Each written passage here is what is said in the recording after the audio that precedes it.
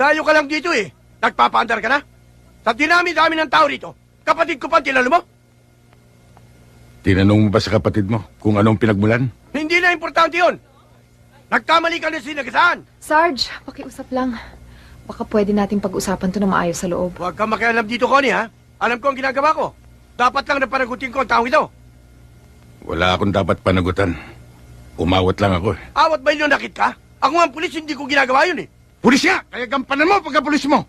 Itong kapatid mo, bantayan mo sa ginagawa niya pananakot, pangungutong at pangugulpit sa mga tao rito. At sinasangkalan yung pagka-pulis mo! Ang ibig mo sabihin kung sinsintor ako? Hindi ba? Puta. Gusto mo itumbak kita rito? Madaling sabihin yan eh.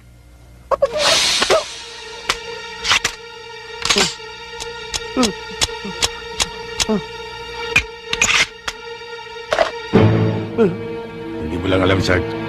Hindi tayo talo. Oh, bakit di mo sinabi agad?